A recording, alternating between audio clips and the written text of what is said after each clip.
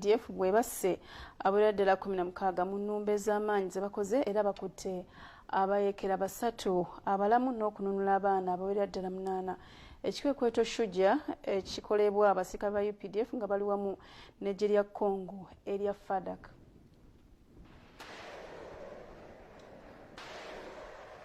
Abajasipe lya UPDF bassa abayeekera Allied Democratic Forces ADF mu bufunze 16 mu nnumba ez'amaanyi ze bakoze okulwanyisa aba ADF UPDF ekikolera wamu n'eggye ly'eggwanga lya Democratic Republic of Congo mu kikwekweto ekyatuumibwa Shujja. Lieutenant Colonel Gonza Kagonza ategeezezza nti mu lulumba lwe bakoze bakuteeyo n'abayeekera ba ADF 3 abalamu n'okununula abaana 8.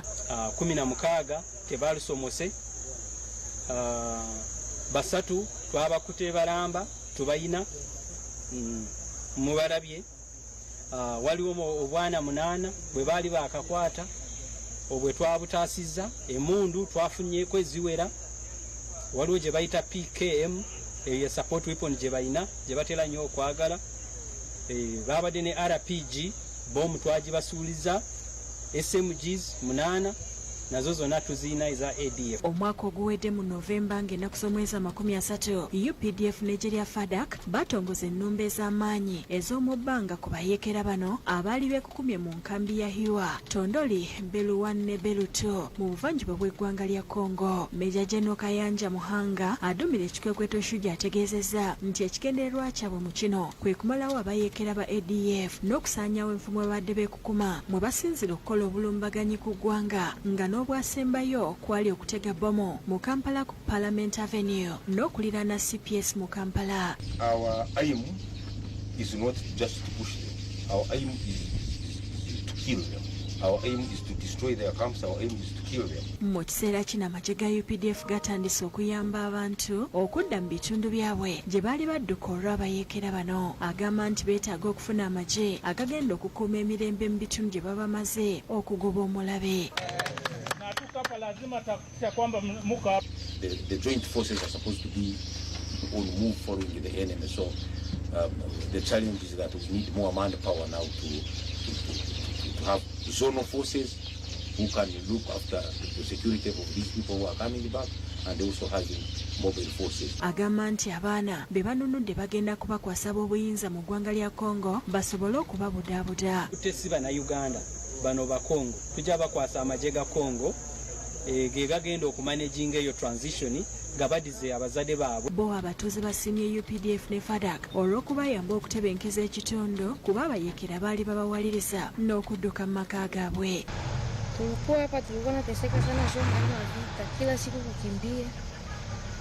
Kwa kwanza sasa gizi mnakuya kwanza tuko bia bafika tena. Abwahati kuba bwane ba serikali baitu ba UPDF baizere akasinge kaliyo kurungi. Jonan Tusingwire yakusakidde kulire lino.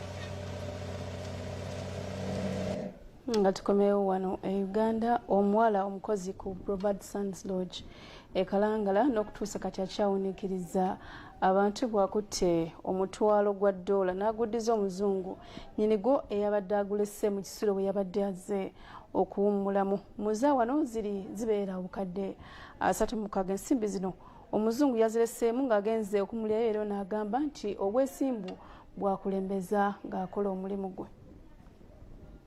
Nansobuga ajje wano emyaka 26 akulira ku Robert Sands Lodge ekalangala awuniikiriza abantu be yalonze ssente omutwalo gwa Ddoola mulamba mu bisulo bye bakolamu n'azizaayo. Agambye nti olunaku olukulu yafujamu ku bagenyi abadde bazze okumulyawo ku bbiiki yaabwe kyokka abagenyi okubadde n'omuzungu bwe bagenze okufuluma ekisulo beerabidde ensimbi zaabwe omutwalo gwa Ddoola mulambe zikunukiriza mu bukadde 66. Okukiriyalinga amasuuka okugyawo amakyafu nga twali nteekebwa amayonjo nsanga nga waleti eri wansi wa piro nenjawo piro nenjako waleti nsanga mulimu sente nenjitwala ku reception. Nansobuga agamba nti tosikweka ngula ensimbi zino kyokka nga bugutali muze gwakubba bitu byabakasitoma yasazawo sente zino kuzitwalira mukama we awatuukirwa abagenyi. Ndi mukyala mukristaayo nzikiriza nnyo mu Katonda. Bayibuli gye nsoma eŋŋamba tobbanga. Kinyambako okubanga sisobola kutwala kintu kitali kyange. Yamutegeezeza nga abagenyi abadde balinyedde eryato okudda e Kampala baali balese ssente mu lumu yaabwe gye baasusemerako kunonya engeri okutegeezaamu omuzungu nga bwe yabadde erabidde ssente ze olwa bazimuweerezanga mu kisima giwani omuzungu yamusindikidde akasimu kagamba nti yabadde musanyufu n'akatono ke yafunye. Okusomozebwa kw'ensanze ng'amaze okuwayo ssente ezo kale abantu bakozi bannange abantu abakiwuliddeko nti nazizaayo ssente ezo byoma gamba ojja kufa obwavu ojja kukola ki naye nze nzikiriza mu Katonda nti eyampadde ekyo ate alina eddala lyanteekako ate bwozaayo ekintu nga si kikyo ekintu nga si kikyo kiba si kikyo. Akuliza abantu akola mu bifo bino okubeera abeesimbo olw'okuba babeera balina okubudaabuda n'okukuuma ebintu by'abakasitoma kubanga ebikemo bingi osobola okusanga ssente osobola okusanga olugoye osobola okusanga ekintu kyonna kati bw'oba toli mwesigwa n'okukkiririza mu ekyo kyonna nti omulimu gwe nafuna gwe guno gulimu ebikemo bingi naye nyina okubyewala. omukolaganya ekifo kino omukulu Eric asiimye Joan olw'ekikola kye yakoze n'okulaga omutima ogw'obwesimbo. This was a lesson and the whole team of housekeeping, they were happy for her and they learned a lesson from her. We encourage her to be with a good heart. Abantu abagira batwadde endowooza zaabwe ku kikolwa kya Joan. Kirungi nnyo kirungi ekyokuzizaayo oluusi badde bayita n'omukwatirwa omusiiba naye okusooka kitulaga abantu ennaku zino batono abalimu amazima. Oyo omuwala alabika nti muntu yali yakuzibwa bulungi nga bwesiima.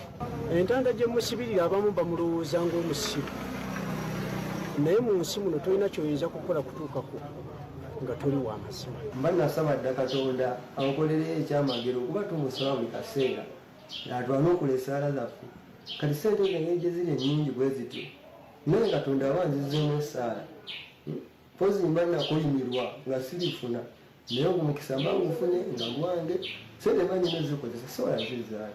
Omuwala oyo asobola okubeera n'endowooza tibabadde bamuteze ki ntege. Kajuyitwayo Kakironde yakusakidde egguli lino. Ate minisita w'obutebenkevu Meja General Jim Muhwezi ategeezezza nga gavumenti byetandise okugezesa obumu obuketta mu mmotoka abadde mu kakiiko ka paalamenti ak'ebyokwerinda era ng'agambye nti okugezesa kuno okutandikidde mu mmotoka za gavumenti 30 nga bakuteekako ne pikipiki ssaako ne baasi. Minisita w'obutebenkevu Meja General Jim Muhwezi n'ebyentambula General Katumba Amala mu nsikano gy'abaddemu n'akakiiko ka paalamenti akalondola ebyokwerinda bategeeza nga gavumenti bwetandise enteekateeka ey'okuteeka obuuma obuketta mu mmotoka. Urging government to consider installing the ITMS on government vehicles, motorcycles and passenger service vehicles, including taxis, and assess its effectiveness before rolling out to all vehicles.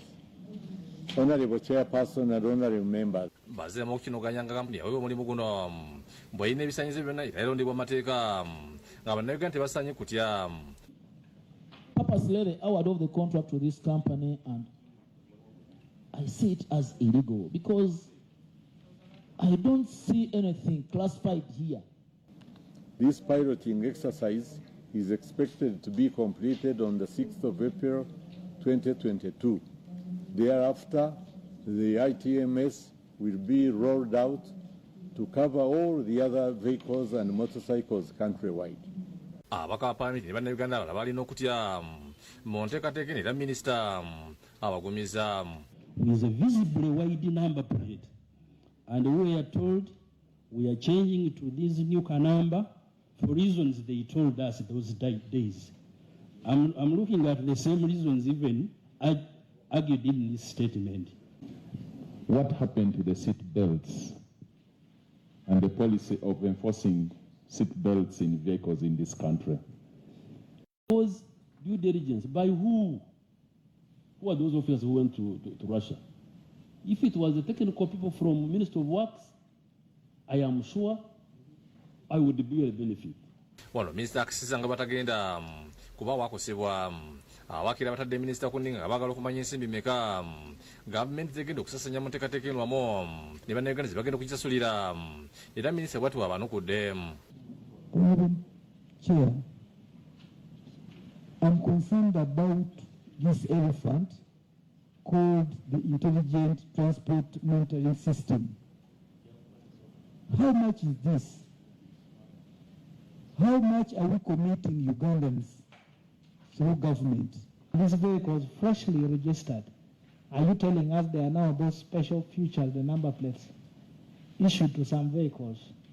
Government of Uganda will not be in position to meet the cost of installing trackers in all vehicles countrywide. The cost of purchasing new registration system as a total solution providing for enhanced security features is to be borne by the client. Wano mbako omukyalo wetu Lusalo Opendi alaze okutya nti babagezigezi tebayingira mu sisitimu eno ne bagitaataaganya. You know how people tamper with systems, hackers. They have tampered with systems. There is one I blocked, and the next minute he got back to me to tell me, I told you I'm a professional hacker. And even on blocking him on my phone, he was back chatting with me. Minisita Katumba siyabaka bano kutafulumya byama ebiri mu ndagaano kubanga tebakkiriza. Honorable Chair, I was saying that I stand to be corrected, but I'm sure that there is a non-disclosure provision within the agreement. Okusobola okulondola mmotoka bwa kampuni ya Barasha eya Joint Store Company Global Security endagaano y'okumala emyaka 10 Obedi Lutale nerekyo nakasebe okusakidde gule. Ale mwebale nnyo bannaffe mukadde kano tugenda kuwummulamu era no gwenkutte yabukedde olunaku olw'enkyalimu amawulire mangi gotasaanidde kusubwa naye ngenda kusunako ebyo ebimu ebikoze amawulire ag'olunaku olw'enkyala era nga gatuuse dda ku katale. Russia ekubye mizaayiro za Amerika era wano ne bakulaga n'omu ku bajaasi ba Ukraine abalumiziddwa ne maama we nga bamuddusa so nga bakomando ba Bungereza abagenze mu lutalo baleese akasatiro ne baserebe ba Ukraine bongedde ebbugumu mu lutalo luno wano bongedde okulaga ebifaananyi byabwe engeri gye basse munnayuganda omulala mu ggwanga erya South Africa ani era mwana waawa byonna babitadde muno omuyizi afiiridde mu lumuliro ogukutte ekisulo so nga ne NSSF erambise ku ssente ez'abakozi byonna biri mu Bukedde olunaku lw'enkya ali ku 10 keera omwegulire oyongere okumanya ebyo bifudde mu nsi kati omule tugenda kudda n'amalala tobaawo. Linda ne bino mu Agataliikonfuufu. Empaka z'abasomesa abasukkulumye Ireland ezitaddemu obukadde 280. Delighted that we can announce the doubling of the contribution.